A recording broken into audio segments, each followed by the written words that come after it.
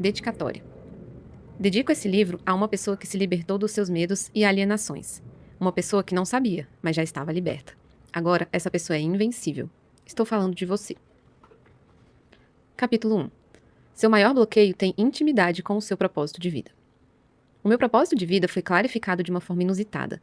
Em 2006, eu me deparei com uma vaga de instrutor de treinamento na operadora telefônica Brasil Telecom. Me lembro das pessoas tentando me impedir, dizendo: "Você é gago. Não vai conseguir, pois é muito novo. Tem poucos meses que você chegou e já quer sentar na janela?" Naquele momento, eu era apenas um garoto que atendia telefonemas no call center. Me inscrevi para a vaga e não me atentei aos detalhes. Talvez você tenha passado por uma experiência parecida com a que eu tive, mas quero te convidar a viajar nessa história comigo. Vamos lá? No dia do processo seletivo, todos estavam de paletós, apresentações afiadas de PowerPoint, cabelos penteados com gel e com uma postura impressionante. Eu estava vestido com uma camiseta e bermuda, um tênis KX de skatista, cabelo solto batendo no ombro e sem a bendita apresentação de PowerPoint, pois eu não fiz por falta de atenção. Nunca esquecerei as expressões que todas as pessoas faziam naquele ambiente. Nunca me senti tão desprezado ou humilhado como naquele momento. Mas verdadeiramente eu converti aquela energia e uma ira foi acionada dentro de mim. Foi a primeira vez que eu consegui converter o medo em energia, e o resultado foi incrível. Como eu estava completamente despreparado, eu não aceitei apresentar primeiro. Então fiquei por último e comecei a observar a forma de pontuação dos recrutadores e o que tocava o coração de cada um deles. Finalmente chegou na minha vez e aquela pergunta poderosa veio: "Cadê o pendrive com a sua apresentação de PowerPoint?" Respirei fundo e respondi: "Eu tenho uma coisa melhor do que o PowerPoint." Então, abri o navegador de internet e acessei com a minha senha a intranet da Brasil Telecom na área dos procedimentos e comecei a minha apresentação. Fiz apenas perguntas para quem assistia. Para que serve essa intranet? Aqui tem tudo o que é necessário para um bom atendimento? O que falta para isso aqui ser melhor? Vocês sabem o motivo do Império Romano ter governado o planeta por quase 1 milênio? Você sabe qual era o peso do escudo de um soldado romano? Vocês entendem a relação do Império Romano e a Brasil Telecom? Como o treinamento pode fazer essa empresa atravessar séculos? As primeiras perguntas geraram uma sensação de que eu estava enrolando os entrevistadores, mas quando comecei a perguntar sobre o Império Romano, o ambiente mudou. Essa sacada veio na minha cabeça por conta da expressão treinamento, algo poderoso que sustentou o Império e tudo aquilo que o prosperou nos últimos séculos, a começar pelo simples fato que o Império Romano sempre surpreendeu, adaptando e modificando o seu modus operandi, o seu jeito de guerrear. Daí eu disse: "A Brasil Telecom é um grande império e para continuar expandindo, precisamos treinar todas as pessoas que estão conosco. E como operador, eu percebo que não estamos apaixonados por treinamento, pois cada um faz como quer e não valoriza o que já está escrito. Esta é uma empresa que definitivamente não é lembrada por excelência no que faz." Todos ficaram chocados, pois a apresentação deveria ser técnica, sobre internet e redes, mas não toquei nesse assunto. Foi um momento ativacional, onde eu precisei mostrar para aqueles que estavam diante de mim que o simples fato de mudar uma intenção, voltando-se para o desenvolvimento de pessoas e ativando a paixão delas por isso, poderia mudar completamente a história daquela empresa. As pessoas precisam amar e se divertir com o que fazem, caso contrário, farão somente o necessário, e muito mal feito. Eu continuei dizendo: "Não estou aqui pela vaga, mas pela necessidade de fazer a Brasil Telecom expandir e dominar com excelência no que fazemos de melhor, que é conectar pessoas e atender bem cada uma delas." Uau, você pode imaginar isso. Foi chocante a mudança comportamental dos entrevistadores e por essa transformação eu já sabia que eu seria selecionado. E foi isso que aconteceu. Uma das entrevistadoras que não queria a minha aprovação, anos depois foi liderada por mim quando eu cheguei num dos cargos mais altos de um conglomerado. Uma das entrevistadoras que não queria a minha aprovação, anos depois foi liderada por mim quando eu cheguei num dos cargos mais altos de um conglomerado empresarial de 200 mil colaboradores. E rimos juntos desse despreparo da minha parte e de como eu cresci rapidamente com tudo aquilo. E você? Diante de desafios como esse, como tem agido? Você simplesmente desistiria? Buscaria fazer algo diferente? O que aprenderia com o seu fracasso inicial? Não mencionei inicialmente, mas eu era gago. E algo impressionante aconteceu. Eu não gaguejei e só percebi depois da aprovação. Aquela ira, indignação dentro de mim, a forma com que modelei os outros participantes e pelo fato de ter destravado gatilhos emocionais na mente dos entrevistadores, me fez mudar a postura, até mesmo o tom de voz. Se você não percebeu, acabei de dar dicas aqui para que você possa enfrentar a gagueira, basta subir um tom na voz. Eu fui curado neste processo seletivo. Talvez a sua doença ou limitação seja outra, mas já pensou na possibilidade de ser curado simplesmente porque enfrentou uma situação que antes te causaria pavor e medo? Guardo com carinho essa entrevista, pois realmente eu estava com muito medo. Mas o que aconteceu naquela manhã foi descobrir que o meu bloqueio emocional tinha intimidade com aquilo que eu nasci para fazer. Eu nasci para instruir pessoas, e depois de ser promovido outra vez nesta empresa, mesmo sendo executivo, eu continuava instruindo as pessoas. Eu fazia palestras por minha conta, participava de reuniões para falar com essas pessoas, e desde então eu tenho ajudado a clarificar o propósito de todos que se conectam a mim, apenas localizando os seus bloqueios emocionais. Pense agora naquilo que você tem um medo terrível, algo que talvez lhe cause pavor. Responda as perguntas abaixo e liste os medos que você precisa enfrentar. Medo de falar em público? Medo de ser criticado? Medo de ser rejeitado? Medo da morte? Quais outros medos? Capítulo 2. Você é o que você pensa. O pensamento é a ignição da existência. Descartes registrou: penso, logo existo. Na palavra diz: eu é que sei os pensamentos que tenho a seu respeito. Pensamentos de paz e não de guerra. Essa segunda frase é do Criador do céu e da terra, para você. E eu te pergunto, quais têm sido os seus pensamentos? Quando você começa a questionar os seus próprios pensamentos, surge então a oportunidade de renová-los e também criar novas alternativas. A primeira coisa que você precisa compreender é que quem você é hoje é fruto de quem você atraiu para si. Existe um poder nos seus pensamentos, mas por você não saber gerenciá-los, acaba por se submeter à ordem de outras pessoas, coisas e situações. O poder da mente subconsciente não tem nada a ver com mágica ou sorte. Sua mente trabalha de acordo com a sua vontade e da forma com que ela foi direcionada a agir. Acredite, conforme o comando dado, ele agirá e não haverá outro modo. Por isso é tão importante pensar. Pensar inclusive acerca dos seus próprios pensamentos. Todo ser que pensa não é alienado. Você compreende o que é alienação?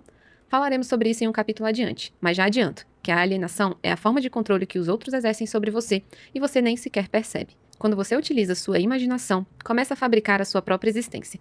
À medida que você compreende sua forma de pensar e o impacto direto disso em sua vida, você naturalmente começa a experimentar as maravilhas se a realizarem. O poder daquilo que você pensa não pode ser subestimado. Afinal, seus pensamentos atuam 24 horas por dia, até mesmo quando você não sabe que o está usando. Entenda. A sua mente deve chegar sempre antes do seu corpo. Utilizando da sua capacidade imaginativa, você atrai não somente o que deseja, como a consequência do que deseja. Um exemplo disso é que se você usar os seus pensamentos para atrair o bem para si e para outras pessoas, terá como resultado o sentimento de bem-estar do que realizou. Porém, se desejar o mal, ele também virá atuar em você. Nunca se esqueça disso. A sua decisão modifica o seu destino. E isso é afetado diretamente por aquilo que você pensa. Se você for como 90% das pessoas que pegam em um livro, você não chegará no fim deste. Mas se ativar a decisão e o seu desejo, você vencerá esse livro em menos de 24 horas, com todas as atividades executadas e, consequentemente, as mudanças estão borbulhando dentro de você. Antes de continuar a leitura, faça o que chamo de ensaio mental. Coloque um letreiro de LED vermelho piscando para te avisar o que você vai colher lendo esse livro. Você tem, agora, a oportunidade de fabricar, através da imaginação, uma vida extraordinária. Esse é o motivo real de continuar.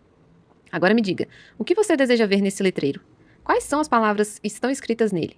O que você realmente quer e deseja ao ler esse livro? A sua alma tem saudades de coisas que os seus olhos jamais viram. E é na alma que habita sua mente. Tudo o que pensamos vibra dentro de nós. E esse é o motivo pelo qual devemos nos alimentar de pensamentos de amor, paz e harmonia. Vamos gerar uma atmosfera que nos tornará positivos, afetuosos, perseverantes, otimistas, leais e etc. Entenda que a sua mente é a parte virtual, o sistema operacional. Já o seu cérebro é o hardware, parte química. Se o seu cérebro comanda a sua vida, atenção, você está completamente fora de sua rota ideal e possivelmente você nunca parou para pensar sobre isso. Não há como ter paz, harmonia, sucesso, crescimento se o que você pensa é negativo, inferior, crítico, chato. Ninguém vive em paz se não transmite paz. Para alcançar a soberania do pensamento, capacidade de se ter um pensamento apurado, a um nível de alma, que te direcione corretamente em seus caminhos, experimente diminuir o poder do seu corpo de executar atividades automatizadas. Acredite, existem várias coisas que você faz, mas nem sequer sabe o porquê faz. Apenas repete de forma robotizada comportamentos que vieram através dos seus pais, da mídia ou até mesmo do grupo social que você frequenta. Coloque o seu cérebro no modo operador e comece a comandar sobre quem antes governava você. Quanto mais sensível na alma, mais decisões assertivas acontecerão, e você só se tornará sensível a esvaziar-se de si mesmo, suas razões, justiças e se conectar à fonte. Mas esse é um tema para outro capítulo. Aprendi com o Daniel Goleman, PhD em Harvard, que se você for colocado diante de um desafio, esfregue as mãos e diga: eu amo um desafio. Isso aumentará drasticamente as suas chances de resolver o que quiser na vida. Através de uma pesquisa com crianças, ele percebeu que as crianças que tinham esse comportamento alcançaram sucesso na vida, diferente das outras que torciam o nariz diante daquilo que lhes era proposto.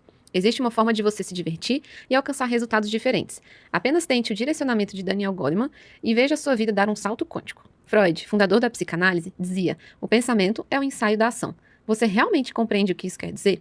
Significa que tudo começa no pensamento. Por exemplo, se você está namorando e de repente começa a pensar sobre terminar com o seu namorado, acredite, você já terminou com ele. Tudo começa antes no pensamento. Aquilo que você pensa, você eventualmente, em algum momento da sua vida, irá realizar. O pensamento é a base do seu sucesso, ou da sua derrota. E é exatamente por isso que é tão importante você começar agora a sondar os pensamentos que alimenta. A vitória está pronta na sua mente. E a maior guerra que a humanidade já observou é a de um homem contra ele mesmo. Em Provérbios, diz que se você consegue controlar a si mesmo, suas emoções, você é mais poderoso que um valente de guerra que conquista uma cidade inteira. Eu sei que você está carregado de medo, e é exatamente essa toxina que te paralisa. Entendo que você esteja há anos vivendo assim, mas isso não te incomoda? Não te deixa indignado saber que você poderia ser mais forte que qualquer guerreiro, mas você não é somente porque escolheu ter maus pensamentos? Experimente aplicar métodos que funcionam, mesmo sem acontecerem instantaneamente. Comece a ativar a sua mente. Passeie agora como se já tivesse vencido todas essas coisas, todas as barreiras, todos os impedimentos. Use o seu recurso mais poderoso, a imaginação. Acredite em vencer. Acredite que você irá crescer, atingir seus resultados, suas metas. Acredite na sua liberdade. Invista em você e busque fazer algo agradável, algo bom, algo positivo e lucrativo para quem você é. Assuma o comando, pois a vida é sua e você só tem uma. Mas se você acredita em várias vidas, cuide de uma por vez, ok? Pare a leitura agora. Vamos fazer uma alcalose. Fique em pé, solte os braços. Relaxe. Feche os olhos. Respire corretamente. Puxe com o nariz profundamente e segure por 4 segundos. Solte o ar devagar pela boca. Faça isso por 3 vezes. Isso tudo pode levar 2 minutos. Enquanto isso acontece, mentalize você praticando coisas que antes você não conseguiria. Coisas que você deseja ter e realizar. Sabe por que as pessoas permanecem sempre no padrão negativo? O maior problema é que elas, muitas vezes, simplesmente não acreditam. Não acreditam que conseguirão alguma coisa utilizando primeiramente o recurso da imaginação. Não entendem que a imaginação é a fábrica da existência e pensam que isso não basta. A miséria mental é pior do que a miséria material. Muitas pessoas se abalam fisicamente, porque não conseguem melhorar a si mesmas mentalmente e acabam atraindo para si muitas doenças psicossomáticas. O seu corpo sempre vai responder ao alimento que ele ingere. Se seus pensamentos são alimentos negativos, acredite, você está atraindo e desejando um corpo adoecido. No começo parece uma loucura, e de fato é. Pensar em coisas que você não está experimentando é como se você fosse aqueles andarilhos malucos que falam e não provam, até porque no começo não tem resultado. E muitas vezes você mesmo se cobrará isso. Eu já senti isso por 5 anos. Na Brasil Telecom, me chamavam de Pablo doidinho, e sempre tentavam me diminuir, pois tudo que eu falava era fruto apenas do pensamento. Eu falava na empresa sobre vencer na vida, e lá estava eu, chegando de bicicleta. Depois comecei a falar de riquezas, e lá estava eu, andando com o Volkswagen Gol G2 verde. Lembro-me com carinho do desprezo das pessoas. Você já se sentiu assim? Hoje, a maioria das pessoas que outrora me desprezavam vão até as minhas palestras em estado de choque. Muitas me pedem perdão e querem aplicar agora o que eu as ensinava há uma década atrás. Olha só, quanto tempo perderam por simplesmente não compreender o poder que existia e ainda existe dentro delas. Na 38ª turma do método IP, uma imersão em inteligência emocional desenvolvida por mim, lá estava uma colaboradora que me conheceu na Brasil Telecom. Me reencontrou por acaso na internet e com carinho me disse que eu a marquei numa palestra durante uma madrugada, e aquilo nunca mais saiu da cabeça dela. Ela veio até mim e trouxe a família dela inteira para uma das formações mais poderosas que eu tenho aplicado nos últimos anos, e todos depois disso avançaram na vida. O mestre deixou uma mensagem para nos orientar em relação a conquistas eternas e, obviamente, controle do que pensamos. Ele queria que compreendêssemos que na nossa mente é guiada pela fé e que as grandes realizações estão sujeitas aos nossos pensamentos. Quando você quer algo, deseja algo com toda a sua intensidade e certeza, isso nada mais é do que fé. Quando você tem fé, realmente acredita no que você quer, e isso não se trata de religiosidade. É apenas uma certeza aguda e que não permite a possibilidade de dúvida. Quando você aprende a canalizar os seus pensamentos, não existe a possibilidade em vacilar durante a conquista. Já parou para pensar no porquê a fé move montanhas? Por que não existem montanhas, dificuldades ou chame do que você quiser para quem tem fé e que realmente acredita em algo? O pensamento é a semente, e as pessoas que não entendem de agricultura nunca acreditarão em sua plantação, enquanto ela não estiver visível. Vivemos em um mundo onde o ter vem antes do ser, e a maioria das pessoas reproduzem esse ritmo hipnótico sem nem mesmo questionar. Agora eu tenho grandes resultados em todas as áreas da minha vida. As pessoas ficam pasmas e algumas ficam arrependidas de não ter seguido o mesmo caminho, pois comeram todas as sementes. Nunca deixe ninguém controlar a sua semeadura. Eu aprendi rapidamente que, na vida, tudo é determinado pelos meus pensamentos. Não demore a aprender também. Qualquer pessoa pode descobrir quantas sementes há dentro de uma maçã, mas ninguém pode determinar quantas maçãs estão dentro de uma semente. A lei da semeadura é infinita. Existe um começo, mas nunca tem um fim. A prova disso é que eu conheci um grande homem, e tudo que ele dizia que iria conquistar, ele conseguia. Ele dizia que iria comprar um terreno milionário sem ter nenhum dinheiro, e tudo que ele abria a boca para conquistar já era dele. Eu o modelei e comecei a fazer as mesmas coisas. Comprei vários imóveis e entrei em investimento sem nenhum capital. Isso não é incrível? Quando eu estava com 13 anos, vi esse homem sem nenhum patrimônio, andando de carro velho, e eu utilizava a bicicleta como meio de transporte. Como aprendi com este homem que hoje é mundialmente famoso, talvez eu o tenha ouvido mais de 2.000 horas e lido mais de 40 livros dele. Hoje ele tem alguns milhões em patrimônio e grande parte da minha sabedoria financeira eu aprendi com ele. Nunca fomos grandes amigos. Única vez eu tive a chance de ensinar pessoalmente algo poderoso a ele, mas aprendi mais de 1.000 coisas diferentes com ele nesses últimos 17 anos. Sei que está curioso para saber que homem é esse, mas aqui vai uma dica. Isso não é da sua conta. Controle o seu pensamento. É exatamente por isso que você não avança, não cresce, não realiza seus sonhos e não faz o que tem que ser feito, pois você gasta muita energia com o que não deveria. Continue focado no livro e não caia nesse gatilho. Apenas avance sabendo que a história é verdadeira e que produziu muito resultado em mim, e espero que produza em você. Controle os seus pensamentos, pois eles governam o seu corpo. O que você pensa sobre você? Vamos finalizar juntos esse capítulo verbalizando em voz alta o que eu escrevi abaixo. Eu estarei junto com você. Estou escrevendo nesse capítulo à beira de um dos mais belos rios do Brasil e estou verbalizando neste exato momento, e a minha parte vai ecoar pela eternidade. Vamos juntos? Quem sou eu? O que Deus acha de mim? Para o que eu nasci? O que eu posso conquistar nessa vida? De quais pessoas vou me aproximar para alcançar tudo o que eu quero? Eu estou pronto para avançar nesse livro e em minha vida. Capítulo 3. Medo versus medo. Aprendemos desde cedo que ter medo de certas coisas nos livram de problemas e até mesmo da morte. Mas a instrução da última geração foi totalmente duvidosa devido às toxinas liberadas pelo engenheiro social que contaminou os conceitos básicos que outrora seguíamos. Na verdade, o medo distancia você daquilo que você nasceu para fazer e bloqueia uma onda poderosa de prosperidade em todos os seus caminhos. Chocante, não é? Não confunda sentimento tóxico com coisa boa. Esse assunto é tão importante que escrevi outro livro apenas sobre esse assunto. O livro se chama Lavagem Cerebral. As pessoas que não pensam por si mesmas, elas permitem que qualquer tipo de toxina invada seus pensamentos, prejudicando drasticamente quem elas realmente são. Muitos desses pensamentos e sentimentos tóxicos vão afetar diretamente na sua autoimagem, então me diga, por que você permite isso? Medo é diferente de prudência. Ao invés de ensinar o medo do fogo a uma criança, por exemplo, precisamos instalar o driver da prudência ou do zelo com a própria vida. Isso garantirá um resultado extraordinário na criação de seus filhos. O que você tem semeado na próxima geração? Não ensine para o seu filho que o dinheiro é sujo, pois ele pode crescer com medo de dinheiro e a maior parte das pessoas que sofreram esse pacto não conseguem administrar a própria vida financeira. Imagine isso. A semente plantada na infância gerará uma vida de miséria. Que legado você quer construir? Você deseja formar uma geração de pessoas aprisionadas e reféns de crenças limitantes construídas por você? Quando você fará algo em relação a isso? Qual atitude você terá? Antes de ensinar qualquer coisa ao seu filho, viva, e ele aprenderá pelo seu comportamento e não pela sua fala. Palavras podem convencer, mas o exemplo arrasta. O maior problema das pessoas é falar antes de tornar-se. Apenas viva o que você deseja ensinar e as suas palavras não serão necessárias. Quer um exemplo do que eu estou falando? Você sabia que um bebê aprende a falar observando a movimentação da boca dos cuidadores e não apenas pelo ouvido? Pode até parecer clichê, mas as crianças realmente aprendem muito a mais através da repetição e imitação dos comportamentos dos pais. Primeiro viva, depois transmita essa verdade para os seus filhos e sua família. O medo é uma semente que frutifica rapidamente em qualquer terreno, mas a terra ideal é o espaço vazio do seu cérebro. Como na famosa frase, mente vazia, oficina do diabo. Apesar de não estar na Bíblia, essa frase é uma verdade inquestionável, pois segundo a neurociência, a falta de ação produz uma inatividade terrível no cérebro. E se você está inativo, está também improdutivo, consequentemente limitado e pobre. E não estou falando sobre dinheiro. Qual o adubo mais poderoso para que a semente do medo germine? O adubo são os atos negativos, pensamentos, comportamentos e escritas negativas. A única ferramenta que você poderá desenvolver para separar o joio do trigo é o agrotóxico que chamo de ações positivas de enfrentamento. Se você não enfrentar, se você não decidir partir para cima, sempre estará pronto para a vida medíocre que você já tem. O medo é uma sensação que proporciona um estado de alerta. Existem dois tipos de medo. O primeiro é o medo reflexo, também chamado de instinto de sobrevivência, que gera uma resposta fisiológica. Esse tipo de reação não pode ser dominada por completo, haja visto que a resposta do cérebro primitivo é muito veloz.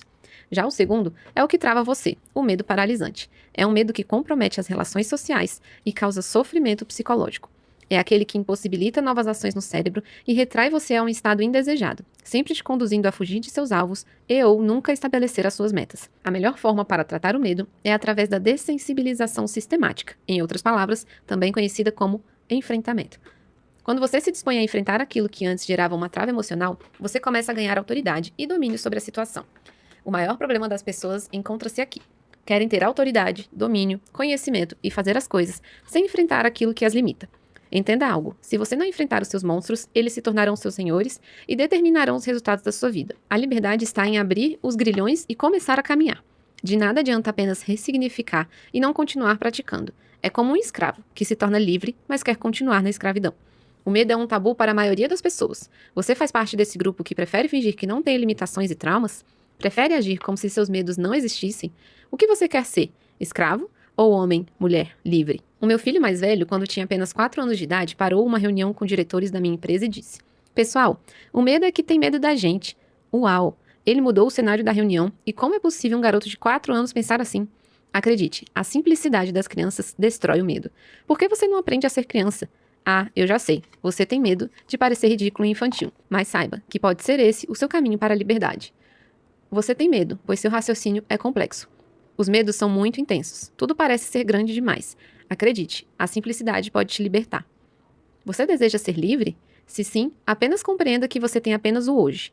Não procrastine. Não deixe tudo para amanhã. Apenas viva o agora e pare de fugir. Faça o que precisa ser feito. Liste 10 medos que você já ouviu e que pareciam ser coisas boas, mas não são. Capítulo 4. Estágios cerebrais do medo. Você sabe efetivamente o que é o medo? O medo é constituído por um estado emocional de agitação física, ocasionado pela presença real ou pressentida de um perigo concreto. Pode acometer o ser humano para uma fuga para dentro de si ou para fora de si. O medo é uma reação de alerta e, em até certo nível, importante para a sobrevivência, mas na maioria das vezes pode tornar-se paralisante. Quando o nosso organismo reage de forma exagerada ao medo, o estado de alerta que antes era benéfico ao indivíduo torna-se patológico, e é aí que entra todas as doenças desenvolvidas, muitas vezes por um medo pequeno, que só porque você não enfrentou e não resolveu, se tornou grande e te dominou. O medo se torna patológico em alguns casos, quando o organismo reage de forma exagerada, fazendo com que o estado de alerta se torne uma fobia. A fobia se trata de uma antecipação do medo ou da ansiedade. Sabe qual é o maior problema disso? O prejuízo social, emocional e familiar em que essa pessoa se coloca. O medo nunca será bom para você, mas em alguns momentos poderá definhar seu corpo até a morte. Algumas pessoas dizem que eu sou insensível por não sentir medo de absolutamente nada. Se você não me conhece pessoalmente, você duvidará que eu não tenho medo de nada. Mas você que me conhece e já experimentou ficar em alguma imersão ou treinamento mais profundo comigo, já venceu isso na sua mente, ou até mesmo modelou para a sua própria vida. Ao menos é isso que eu desejo que você tenha feito. O medo é uma reação emocional, que está relacionada ao sistema límbico, uma das regiões mais primitivas do cérebro. Ele é mapeado no cérebro através de 5 processos. Entenda seus processos e como você pode interferir em cada um deles. Primeiro, tálamo. Recebe ruídos e sinais de VAC. Olhos, ouvidos, boca e pele. A maior parte dos medos são ruídos, e não sinais verdadeiros. Ruído é uma sensação, já o sinal é a informação completa. O tálamo não consegue processar nesse primeiro nível aquilo que é realmente real, do que foi construído e imaginado por você.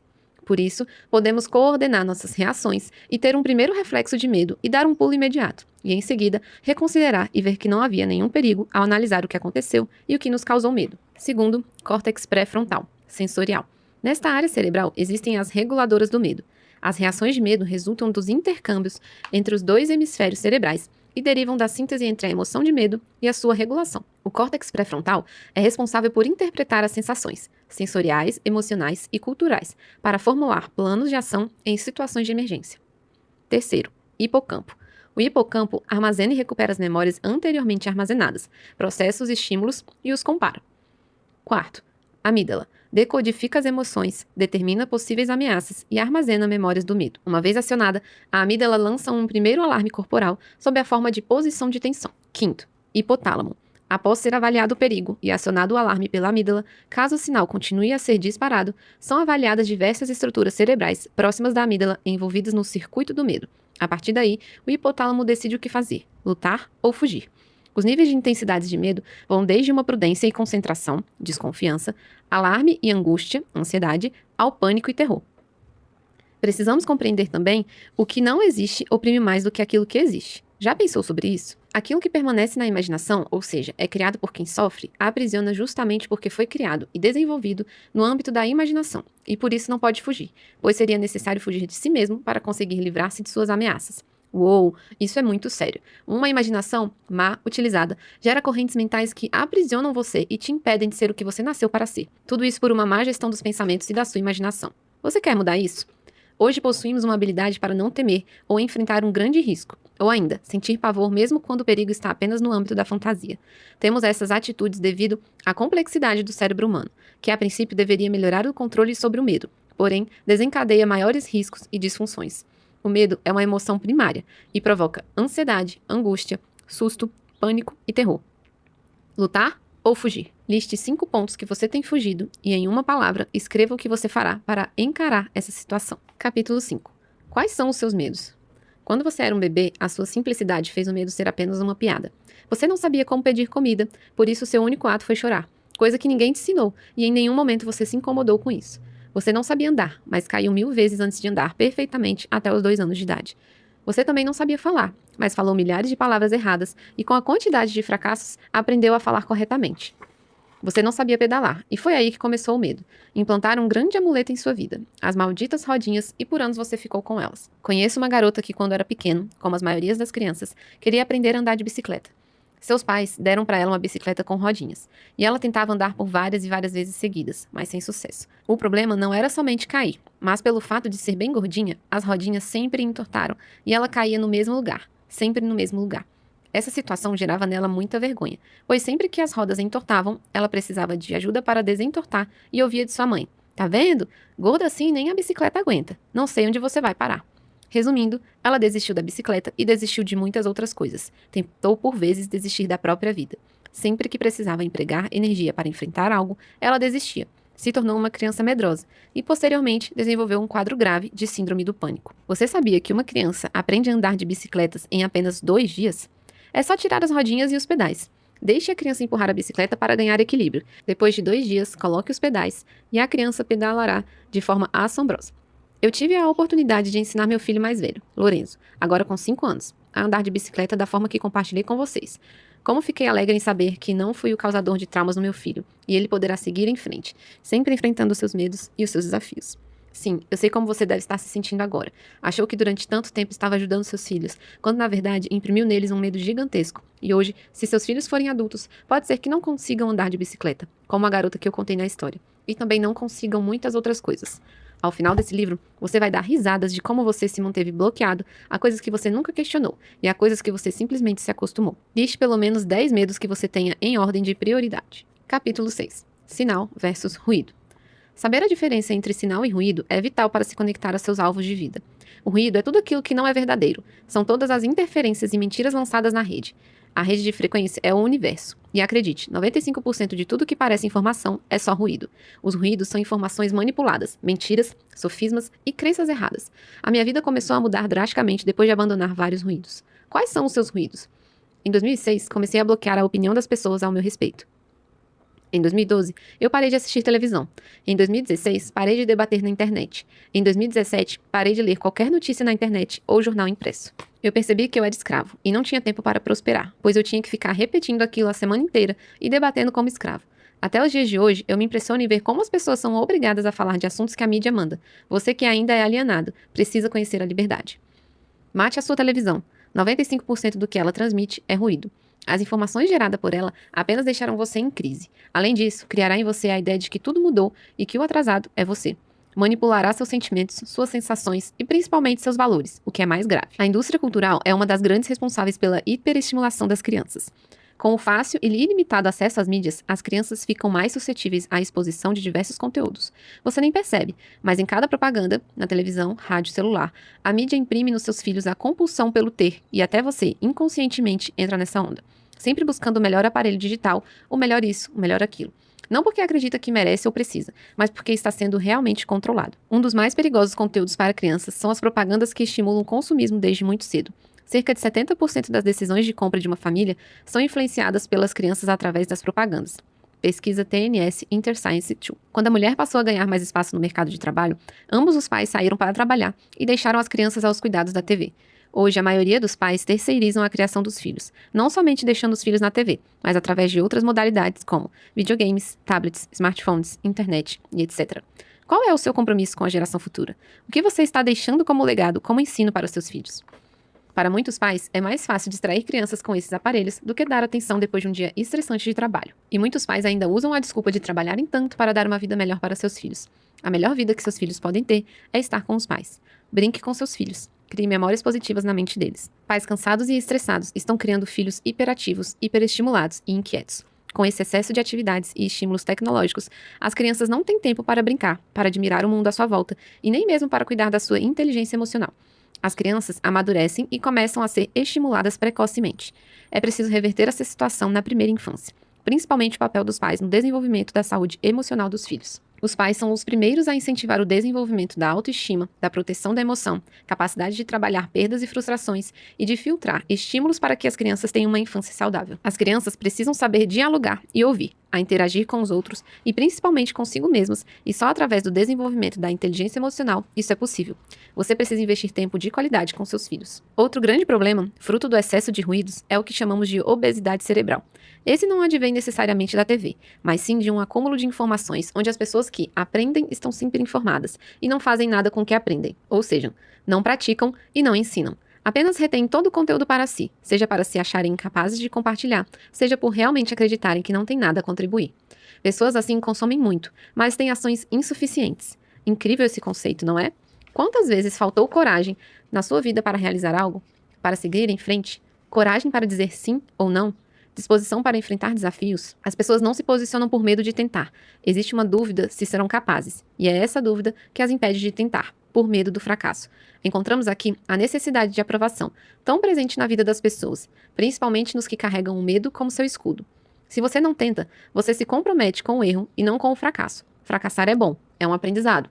Se você fracassa em uma área, já sabe o que não deve ser feito na próxima vez. E por isso, tem a possibilidade de influenciar mais pessoas a não cometerem o erro que você cometeu. Se você não mudar sua mentalidade sobre o fracasso, ficará com medo de ousar e arriscar, e levará a vida estática que sempre levou. Todo fracasso te entrega um diploma. O problema é errar sempre nas mesmas coisas. Quando você nem ao menos se dá a chance de tentar, nunca poderá ter um resultado diferente.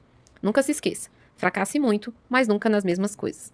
O que você fracassou já te serviu como aprendizado. Tire uma lição disso. Qual ação imediata você poderá produzir para os seus 3 maiores fracassos na vida? Capítulo 7. O preço da inércia. O universo é matemático. E quando eu descobri o preço da inércia, eu nunca mais voltei a dormir na vida. A primeira lei de Newton, ou lei da inércia, diz que se um corpo está parado, permanece parado. E se ele está em movimento, permanece em movimento em linha reta e sua velocidade se mantém constante. Como você está? Parado ou em movimento? Você compreendeu esse princípio simples? Se você está parado, permanecerá parado e estático. Uou! Sabe qual o segredo? Esteja sempre em movimento. Mesmo que lentamente. Quando o corpo está em movimento, ele permanece em movimento. O maior problema das pessoas é desejarem mudanças absurdas, quando na verdade o que você precisa é somente de começar. Um avião comercial gasta 1 tonelada de combustível apenas na decolagem. Se o voo for de 2 horas, apenas a decolagem utiliza a maior parte do tanque. E quando eu descobri isso, eu fiquei pasmo. Uau, é por isso que muitas pessoas não saem do lugar, porque elas não possuem combustível no tanque. Já parou para pensar assim? Como está o seu tanque? Você tem combustível suficiente para decolar? Outro exemplo de inércia pode ser observado no movimento de um ônibus. Quando o ônibus arranca, a partir do repouso, os passageiros tendem a deslocar-se para trás. Da mesma forma, quando o ônibus já em movimento freia, os passageiros deslocam-se para frente, tendendo a continuar com a velocidade que possuíam. A inércia refere-se à resistência que um corpo oferece à alteração do seu estado de repouso ou de movimento. Ou seja, o universo pode até te direcionar e te empurrar para a prosperidade, mas você resiste a isso. Faz uma força contrária ao seu próprio crescimento. Ou seja, você é seu próprio inimigo. Você é quem trava seus resultados. Você é quem impede seu crescimento e seu avanço. A inércia não é só não fazer, é ter gastado toda a energia com coisas indevidas e ficar sem combustível para o que realmente é necessário. Se você está vivendo sem experimentar resultados extraordinários, é porque você exauriu suas energias. Todo e qualquer projeto precisa sair do lugar. Você sabe como é o ciclo de vida de um projeto? Todo projeto é planejado, executado e controlado. Na fase inicial, você precisa tomar consciência de todas as informações essenciais, como o tempo e custo que afetarão o projeto. Quanto você precisará investir? Antes de partir para a segunda etapa do planejamento, deve-se haver uma preparação sobre os esforços que serão empregados para a realização do projeto. Nessa fase do planejamento, há um nível de detalhamento muito maior, diferente da visão geral que satisfaz a iniciação. O objetivo aqui é estruturar um plano consistente que ativará o sucesso do programa. Essa fase precisa ser escrita. Lembre-se, aquilo que não está escrito não existe. Você tem seus alvos por escrito? Seus sonhos? Seus objetivos a médio e longo prazo? E se você for solteiro, tem escrito a lista de características da pessoa que você deseja encontrar? Escreva. Há um poder incrível na escrita. Durante a execução, terceira fase, a atenção está voltada para o exercício do que foi planejado. A quarta etapa é o monitoramento e o controle. Eles ocorrem em paralelo com a execução, e é uma forma de garantir que o que está sendo feito é compatível com o planejamento. Se algo não estiver em conformidade com o que você deseja, pare e retome. Volte atrás, e não tenha compromisso com o erro. Vejo muitas pessoas insistindo em coisas que jamais darão resultados, e conscientes disso, simplesmente porque não querem voltar atrás. Vejo muitas pessoas insistindo em coisas que jamais darão resultados, e conscientes disso, simplesmente porque não querem voltar atrás por terem tomado uma decisão errada. Seja livre para voltar atrás, quando sua escolha não for assertiva. A última etapa é o encerramento/calibragem. Talvez você não compreenda porque estamos falando disso nesse momento, mas o maior projeto que você pode ter é a sua própria vida. Se você não cumprir as etapas, infelizmente, não conseguirá alcançar seu estado desejado. Você estava na inércia por não tratar a sua vida como um projeto. Todo bom projeto tem data para acabar e precisa ser escrito. Nunca se esqueça que o maior compromisso da sua vida é com você mesmo. Não brinque com sua vida. Qual projeto você irá desenvolver a fim de sair da inércia nos próximos 15 dias? Escreva abaixo aquilo que queima em seu coração. Capítulo 8. Ciclo do medo. A semente. O medo é um pensamento, e o pensamento é uma semente. Logo, o medo é uma semente. E é aquele tipo de semente que germina até no asfalto. As sementes são multiplicadoras em sua essência. A semente carrega o DNA de sua espécie. Não posso plantar abacaxi e esperar colher soja. São sementes de espécies diferentes. E o que é a semente do medo? O medo sempre vem de outras pessoas que carregam experiências negativas marcantes e transmitem essas experiências para nós. Algumas carregam essas sementes em seus bolsos, mochilas e meias.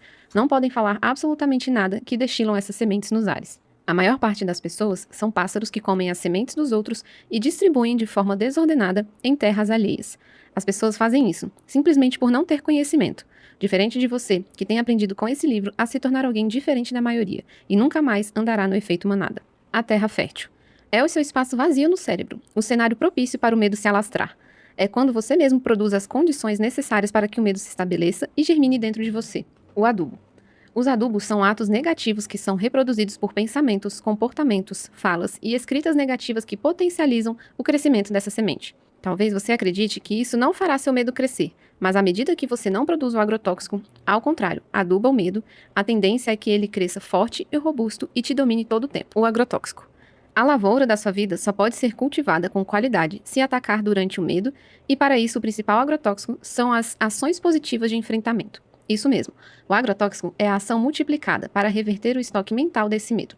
Entenda, sempre que existe o medo, em certo grau, há uma fuga. Fuga física quando o corpo se prepara para enfrentar ou fugir, ou uma fuga emocional. Como você constrói uma escala de medo, de uma leve ansiedade até o pavor, você precisa ser encorajado progressivamente a enfrentar o medo.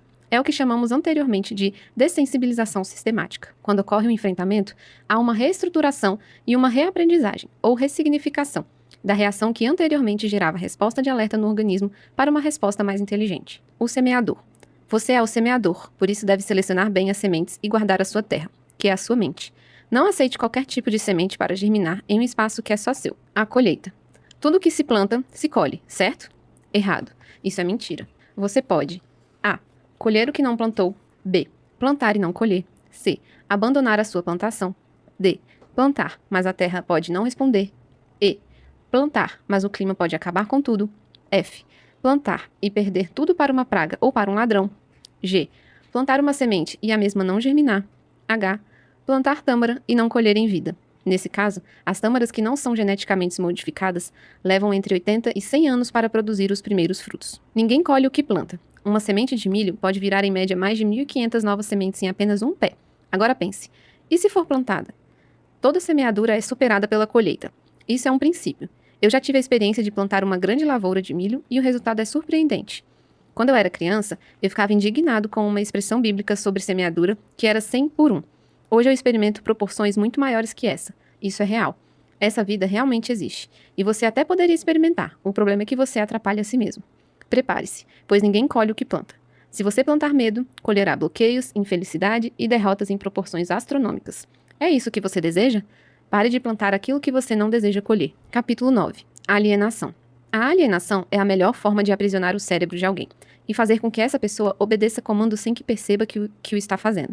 É omitir a gestão da própria vida. É caminhar no ritmo hipnótico, onde você é manipulado de forma permissiva e ainda acreditar que há vantagem nisso. O que você não sabe é que existe uma indústria que patrocina isso em todo mundo. Ignorância. Todo ser nasce tolo e cresce através de suas próprias incoerências. Ou seja, todos são escravos e precisam ser libertar através do conhecimento. Da mesma forma, as crianças que nascem tolas, mas é através do relacionamento com os pais que irão se firmar princípios morais e valores. Religião. Cuidado com um dos principais produtos da alienação, que é a religião, pois o mestre Jesus era judeu e jamais foi visto ensinando o judaísmo para alguém. Etimologicamente, religião significa religar. É um laço de piedade que serve para religar os seres humanos a Deus. Ato este que inclusive parte dele para você. É ele quem quis restabelecer o relacionamento que você outrora abriu mão. É ele quem tem um amor perseguidor, que está ao seu lado em todo o tempo, mas você ignora isso porque sequer é amigo dele e consegue perceber a presença dele. É ele quem tem um amor perseguidor, que está ao seu lado em todo o tempo, mas você ignora isso porque sequer é amigo dele e consegue perceber a presença dele. O maior problema em tudo isso é que os religiosos, em sua maioria, querem o pedágio pelo restabelecimento de vínculo e de amor, que inclusive ele já fez. Ele só quer sua disposição em vivenciar isso. Eu tenho ódio pessoal de religião, pois esse campo foi o que mais prendeu a mente das pessoas nos últimos séculos, e ainda tem aprisionado as pessoas.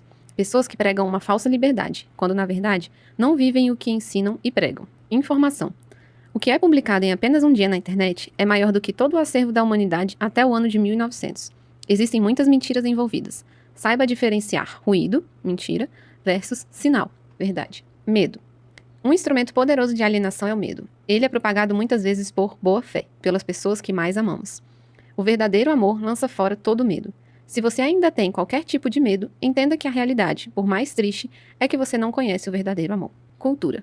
Alienação cultural é a diminuição da capacidade dos indivíduos em pensar, em agir por si mesmos, através da cultura de massa que é a TV, os programas, revistas, jornais, rádios, panfletos e outros meios que fazem com que as pessoas fiquem alienadas, recebendo apenas a informação para que elas fiquem cada vez mais consumistas, criando uma sociedade de consumo sem que as pessoas percebam que elas fazem parte disso. Parental. É interferência na formação psicológica da criança ou do adolescente promovida ou induzida por um dos genitores, pelos avós ou pelos que tenham a criança ou adolescente sob sua autoridade. Nesses últimos 15 anos, eu vi pessoas maravilhosas ficarem completamente travadas por algum tipo de alienação, e isso sempre me deixava transtornado. Eu já tive contato real com mais de 100 mil pessoas em grandes empresas, faculdade e igreja, e posso te dizer que até hoje eu não encontrei mais de 10 pessoas não alienadas. Isso representa 0,01% do todo que são verdadeiramente livres de qualquer tipo de alienação. E testifico, todas elas são muito prósperas e felizes. Um ser que tem controle absoluto de sua mente não pode ser alienado a nada. Desde que essa frase entrou em meu cérebro, eu a declaro em voz alta e isso defende o meu projeto de vida e a minha amizade com o Deus vivo. Como eu passei a vida sem descobrir isso? Levei décadas para essa verdade entrar em meu ser e verdadeiramente destravar o meu cérebro para uma próxima fase. Quanto tempo você vai esperar para descobrir isso e criar um relacionamento de amizade com o Criador? Vai ouvir falar dele como Jó, ou vai escolher ter um relacionamento íntimo e pessoal com quem criou e desenhou você antes mesmo da fundação do mundo, como João, o discípulo que mais se sentia amado? Como deixar de ser um alienado? Se conecte com pessoas que já conseguiram isso. Esse é o caminho mais rápido. Um não alienado tem liberdade de pensamento. Mora na melhor casa da rua, anda no carro de seu desejo, não se importa com a opinião alheia e faz crescer tudo em sua volta. Você deseja viver esta vida? Ela está disponível para você. Basta você não atrapalhar e fazer o que deve ser feito. Toda pessoa, quando liberta por alguém, deve ficar atenta, pois é muito fácil desalienar-se de uma coisa e se alienar ao libertador. O seu cérebro não quer pensar sozinho, pois isso consome muita energia. Muitos políticos e religiosos sabem desse poder e utilizam do mesmo para aprisionar a mente das pessoas que não pensam por elas mesmas. Você deseja ser realmente livre disso? Coloque abaixo, em percentual, de 0 a 100%, o quanto você se sente alienado nas seguintes áreas da sua vida. Número 1, saúde e disposição. Número 2, desenvolvimento intelectual. Número 3, equilíbrio emocional. Número 4, trabalho. Número 5, recursos financeiros. Número 6, influência no trabalho, networking. Número 7, família. Número 8, relacionamento amoroso. Número 9, vida social. Número 10, contribuição com o mundo. Número 11, plenitude e felicidade. E número 12, espiritualidade. Capítulo 10, Irmãs do Medo. Se você obtiver o controle sobre as Irmãs do Medo, matará a família inteira. Elas existem para abrir o caminho da destruição na sua mente e na sua vida. Inércia. É a irmã mais velha do medo. É quando você gasta toda a sua energia com outras coisas e depois fica sem energia para produzir algo para você. Deixar de fazer o que precisa ser feito aumentará o seu estoque de medo. A pior parte é acreditar que se está fazendo alguma coisa, quando na verdade você está se boicotando e enganando-se achando que está fazendo algo. Mesmo que aos poucos, quando na verdade você se tornou uma estátua. Lembre-se, um corpo em repouso tende a permanecer em repouso. Movimente-se. Procrastinação. É a irmã criminosa. É a verdadeira ladra de sua alma. É o ato de deixar para o último minuto tudo o que precisa ser feito agora. Estabeleça prioridades em suas metas e ações e trabalhe sempre com prazos reais. Gosto muito de usar com a minha equipe a ferramenta VF. Ver e fazer. Não deixe para amanhã o que precisa ser feito agora. Pare de se enganar e gastar energia de forma desnecessária. Apenas faça. Desorganização. É a irmã desperdiçadora. Segundo o levantamento de uma consultoria norte-americana, uma pessoa desorganizada perde 10% de sua vida por não fazer gestão, ou seja, gasta energia que não será convertida em resultado. Traduzindo, você foi programado para viver 120 anos, levando em consideração boa saúde, bons hábitos e etc. Se você for apenas desorganizado, você perderá 12 anos da sua vida com isso. É assim que você deseja viver? Omissão. É a irmã preguiçosa. Deixar de fazer algo essencial para alcançar qualquer resultado. Se você sabe que algo precisa ser feito, faça-o agora. Negatividade. É a irmã traumatizada. Tenta imprimir mais peso do que o existente e faz com que as situações pareçam grandes demais. Murmuração. É a irmã ingrata. É quando você gasta sua energia com coisas que não te levarão a alcançar seu alvo. É a verdadeira arte de morrer no meio do caminho. Incerteza. É a irmã tímida. Por causa dela, você não faz o que deveria e cria dúvidas sobre como seria se o fizesse. Gasta o seu maior recurso, sua imaginação, com aquilo que não produzirá efeito algum. Se preocupa com coisas que poderão nunca acontecer. Mentira. É a irmã desonesta. É quando, de alguma forma, você obscurece a verdade para ter algum proveito na situação, ainda que seja não fazer aquilo que precisa ser realizado. Está muito ligado ao auto-engano, quando você conta inverdades de forma gourmetizada apenas para se convencer de algo. O auto-engano é o resultado de um processo mental que faz com que você aceite como verdadeiro uma informação tida anteriormente como falsa por você mesmo em outro momento. Desculpas. É a irmã da moda. É aquela que você usa para se sair bem em situações de conflito, mas não passa de uma mentira gourmet que nem mesmo você acredita. Solidão. A irmã beata. A que fica sozinha e te convence a ficar também. Mente sobre seu real estado emocional. É a irmã que diz, você precisa desse tempo para você, quando na verdade quer te isolar para que você continue estagnado onde você sempre esteve. Se o Criador nos fez para sermos seres relacionáveis e principalmente nos relacionarmos com Ele, qual o intuito da solidão? Na verdade, estar só é um pacto que você fez com Lúcifer e ele nem precisa se desgastar tendo gasto de energia com você, pois sua estagnação na solidão já está de bom tamanho para ele. Te ver paralisado já faz parte do plano maligno dele. Capítulo 11. Crenças limitantes. As crenças são as regras que direcionam sua vida. São as regras pelas quais você vive e direciona o seu comportamento. É o que dita sua forma de se comportar. Essas regras podem ser libertadoras e positivas e te dar permissão para atingir suas metas e viver os seus valores. Por outro lado, elas também podem ser impedimentos, tornando as suas metas impossíveis ou te levando a acreditar que você não é capaz de obtê-las. Crenças são princípios de ação. Portanto, se você quer saber no que alguém acredita, observe o que essa pessoa faz, não o que ela diz acreditar. Todos os nossos relacionamentos, habilidades e possibilidades são influenciados tanto pelas nossas crenças positivas como pelas negativas. Formamos nossas crenças e nossos medos como resultado de nossas experiências. A partir disso, agimos como se fossem verdades absolutas. Em certo grau, elas funcionam até mesmo como profecias autorrealizáveis, já que aquilo em que eu acredito direciona minha conduta e meus relacionamentos. Supondo, por exemplo, que você acredite que alguém é agradável, você agirá dessa forma, abordará a pessoa de forma aberta, apreciará a companhia dela na presença de outras pessoas, o que em certo ponto confirmará sua crença. A maior parte dos medos que você carrega é fruto de ter acreditado em algo que você ouviu de uma pessoa a qual você respeita e não questionou devidamente a seu tempo. Isso foi instalado em você inconscientemente e tem limitado a sua prosperidade. Quando você decidirá realmente se libertar disso? Se as crenças são experiências, isso significa então que você pode escolher as suas crenças e alterar o resultado a qualquer momento. Se você gosta dos resultados que tem, continue agindo da mesma maneira e mantenha suas crenças. Se você não gosta dos resultados, modifique seu comportamento e mude suas crenças. Existem pessoas que possuem crenças de estimação, mas crenças podem e devem mudar. A consciência de que as crenças são alteráveis são em si desafiadoras para muitas pessoas, porque elas tendem a pensar que crenças são como posse. E no fundo, as pessoas não gostam de perder, nem mesmo quando é algo ruim.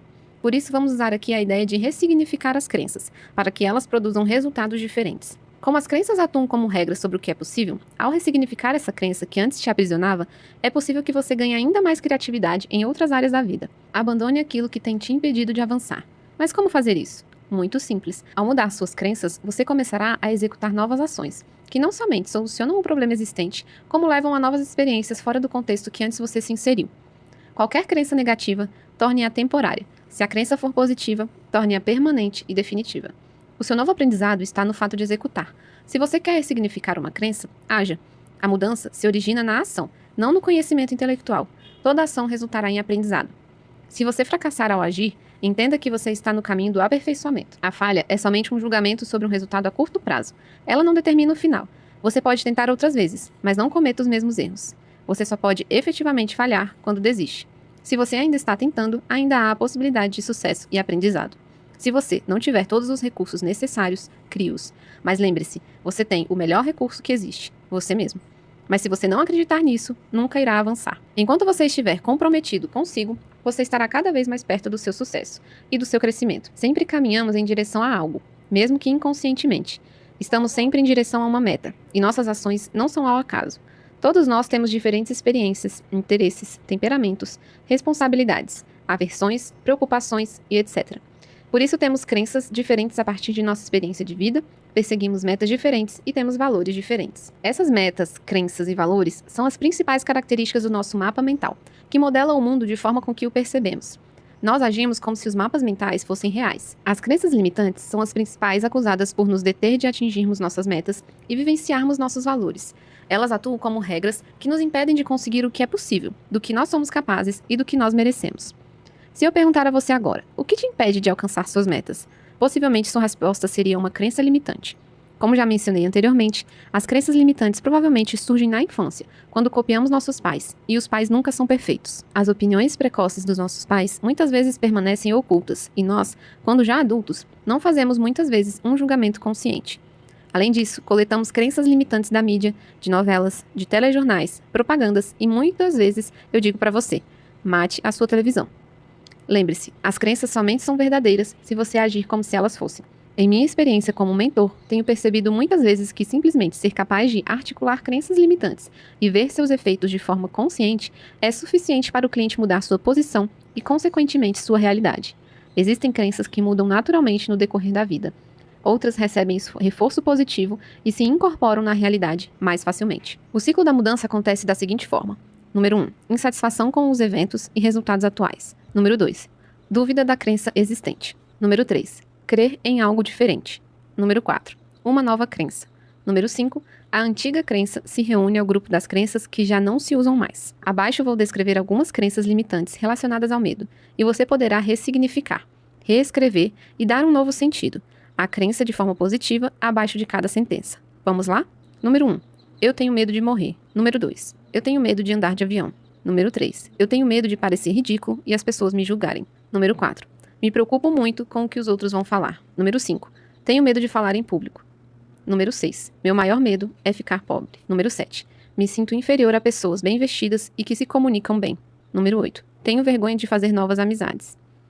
Número 9. Me sinto um fracassado e sem talento. Número 10. Sou muito burro para aprender algo novo. Número 11. Todas as pessoas são melhores e mais talentosas que eu. Número 12. Nunca vou conseguir crescer na vida. Número 13. Não quero ser rico. Todo rico é soberbo, desonesto, orgulhoso e metido. Número 14. Eu estou destinado a ter essa vida, pois é a mesma vida que meus pais tinham. Número 15. Não consigo aprender isso. Todas essas crenças acima estão relacionadas a algum tipo de medo. Você tem alguma crença além dessa?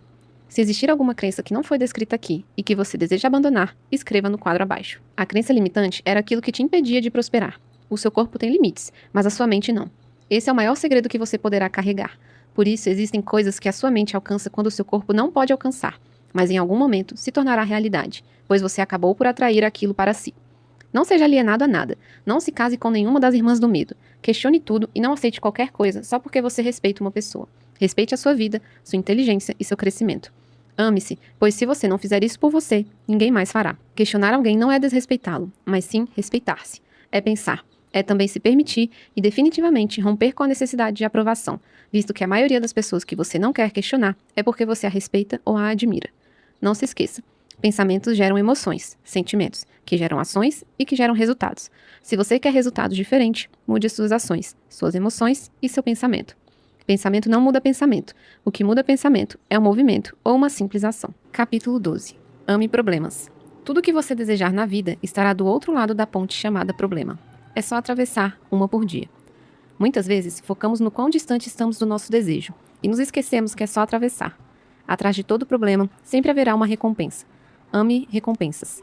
Se você não tiver essa mentalidade instalada, sempre pensará que atrás de todo problema tem uma solução, quando na verdade, a solução e o problema são feitos da mesma matéria. Fazendo uma alegoria, o problema é como um meteoro que perturba constantemente as pessoas que deixam tudo para depois por não gostarem de problemas.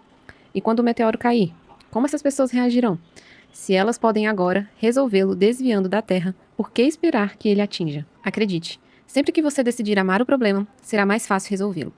Posso dizer isso por experiência própria, pois não existe um problema que eu não possa resolver. Afinal, eu amo problemas e quero resolver todos os que eu encontrar pela frente. Deseja mais paciência? Peça a pessoas problemáticas. Deseja sabedoria? Aguarde pessoas com situações difíceis de resolver. Deseja prosperidade? Pense em problemas que a maioria nunca pensou antes ou nunca conseguiu resolver. Torne-se um especialista em problemas. E mentalize que todo problema que chegar até você quer te ensinar algo que outras pessoas que não têm problemas parecidos não saberão e não crescerão em maturidade como você.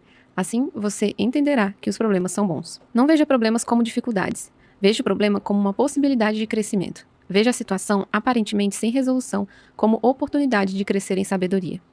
Amar problemas nunca será ruim. Por mais que você não concorde, pare, respire e pense no que está lendo neste momento. A cada problema há uma recompensa. Repito. À medida que você se tornar especialista em problemas, você nunca mais será pego de surpresa. E ainda existe mais uma dica poderosa para você. Os problemas fugirão de você. É isso mesmo. À medida que você se torna um expert em soluções, os problemas não querem mais saber de você. Os problemas irão atrás dos medrosos, pois eles sabem que se chegarem até você, você irá resolvê-los. Seja íntimo da dor, pois ela pode ser uma grande amiga ou o seu combustível. A dor pode ser a mola propulsora para que você transforme aquilo que era sofrimento em resultado, o que era angústia em maturidade e o que era, a princípio, prejuízo em lucro.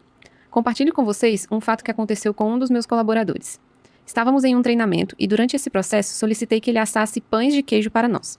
Perguntei o que havia acontecido, pois tinha 40 minutos que havia solicitado e ele respondeu que a cozinha estava fechada e não tinha forma para assar. Instiguei que ele pensasse em outras possibilidades, mas ele não conseguia. Dei, então, a ideia de tirar a rosca de plástico da tampa da panela e assar com a tampa virada para cima. E ele disse, não vai dar certo. Depois olhei para a telha e pensei, se existe peixe na telha, vamos fazer pão de queijo na telha. E ele disse, não, isso vai deixar um gosto horrível na comida. Após vários estímulos, o mesmo disse que compraria pão de queijo na padaria para acabar com isso logo. Todavia, eu disse que isso não era a solução. Na verdade, eu já havia pensado em uma saída mais fácil, mas quis estimulá-lo a não desistir e pensar a respeito disso de forma holística. Depois de algum tempo, eu disse para ele, saia lá fora, aperte a campainha na casa da frente, sairá de lá uma senhora de cabelos brancos, peça a ela a forma ou a assadeira, e ela vai te entregar e você conseguirá assar os pães de queijo. Ele o fez, e tudo aconteceu como eu já tinha mentalizado anteriormente. Após 5 minutos, ele chegou com a bandeja e assamos o pão de queijo. Foi um aprendizado incrível para todos nós. Nessa situação, qual seria a sua atitude? Diante da falta de recursos, você desistiria? Você é o maior recurso que existe. Acredite, tudo que é seu já existe. Existe um segredo que, se aplicado, promove uma devastação cerebral sem retorno. Você sabe qual é o maior problema do mundo? Todo envolvimento com o problema aumenta a sua sabedoria, autoridade e confiança. Todo ser que pensa ama o problema. Todo problema resolvido desaliena você do mesmo. O maior problema do mundo é você. Só que os problemas e as soluções são feitos da mesma matéria. Escolha viver correndo de você e conhecerá uma vida de fardos infinitos. Será que você pode dizer que ama problemas? Você ama a si mesmo? Você consegue dizer isso? Quais são os 5 problemas que você tem odiado e adiado? Escreva-os abaixo. Depois de escrevê-los, vamos mentalizar e verbalizar que você ama esses problemas e que eles serão resolvidos. Vamos lá? Entenda e utilize-se desse segredo de aprender realmente a amar os problemas e não fugir deles. Isso fará uma diferença assustadora no seu dia a dia. Mas você precisa experimentar. E só se experimentar algo, fazendo. Capítulo 13. Autoimagem. Nosso corpo carrega nossa história emocional. Nossos pensamentos, sentimentos e experiências são canalizadas a todo tempo no corpo, na forma com que nos expressamos através dele. É por isso que acontecem as conhecidas doenças psicossomáticas. Essas doenças são apenas formas de seu corpo se comunicar com você, dizendo que existe algo errado. Freud já dizia, nenhum ser humano é capaz de esconder um segredo. Se a boca cala, fala as pontas dos dedos. Se a sua boca cala, o seu corpo fala. Sabe o que isso quer dizer? Que muita coisa se revela nas entrelinhas do comportamento. Muitos fingem ostentar certos rótulos, entretanto, em pouco tempo, revelam quem realmente são. William Shakespeare também nos dizia algo parecido. A vida é um teatro, onde assim que nascemos, nos tornamos personagens das histórias que participamos, pois cada um representa diversos papéis para diferentes plateias, mas muitos representam até para si mesmos. Nesse capítulo, uma das coisas mais importantes que você aprenderá é: você sabe quem realmente é? Está o tempo todo escondendo dos outros sua verdadeira identidade e desempenhando papéis até para si mesmo? Além disso, a maior parte da nossa comunicação é não verbal. Comunicamos todo o tempo sobre o que sentimos, passamos, desejamos, sonhamos. Você fala até quando está calado. Com o passar do tempo, criamos crostas, cascas, devido aos traumas que enfrentamos ao longo da vida. É o que eu chamo de casca/máscara social. Às vezes pode ser bom, para alguém. As pessoas cometem o maior erro de suas vidas. Se auto-abandonam. E essa é a pior dor que existe, a de negligenciar a sua própria vida. Para falar sobre autoimagem, precisamos também falar a respeito de autoconceito. Qual dos dois é mais importante? Qual vem primeiro? O autoconceito pode ser definido como a percepção que o indivíduo tem de si próprio, ou seja, o conceito formado a respeito de si mesmo. Ele serve como base para as demais formações do indivíduo, como a autoestima. Se o seu conceito acerca de si mesmo está errado, toda a construção do seu ser poderá ficar comprometida. A autoestima é como é meu cinto sobre o conceito e a imagem que tenho a meu respeito. É o sentimento que me move a agir e a ter certas atitudes. A autoimagem é a descrição do seu comportamento através do conhecimento prévio que você tem sobre você, ou seja, como você se comporta e se comunica com o mundo. É como você se descreve. Dentro desse ponto entra a autoestima, que nada mais é do que o valor que você dá a si mesmo. A maior autoimagem é construída na infância, mas mesmo na idade adulta, quando ela já se estabilizou, permanece um conceito dinâmico. Será possível alterar a nossa autoimagem? É claro que sim. Mudando o autoconceito, você consegue ressignificar sua autoimagem e também sua autoestima. Alcançar resultados extraordinários fará você se apaixonar pela pessoa mais importante que existe, você mesmo. Todos temos uma imagem a respeito de nós mesmos que construímos em nosso interior. Essa imagem fica projetada no nosso salão da nossa alma. Sempre que passeamos por nosso interior, automaticamente passamos por esse lugar. Vemos nossa imagem refletida de forma com que a construímos. Existe um trecho na palavra que o Criador nos deixou que diz: se os teus olhos forem bons, todo o seu corpo será luz. Mas se, porém, seus olhos forem maus, todo o seu corpo será em trevas. Já parou para pensar o que os seus olhos pensam sobre você? Qual a imagem que você construiu dentro de si mesmo? Você não enxerga com os olhos, e sim com o córtex visual, ou seja, com alguma experiência passada, e não com a realidade. Uma das causas mais poderosas do medo é não ter bem definido a sua imagem real. Talvez você construiu sua própria imagem baseada em opiniões ou inferências alheias, mas é chegado o tempo de ativar dentro de você quem você realmente é.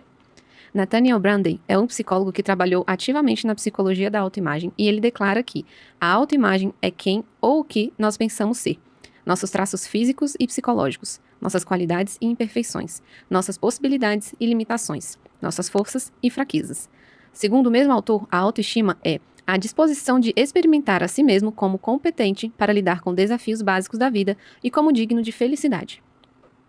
Aqui entra algo muito importante na vida da maioria das pessoas: a comparação.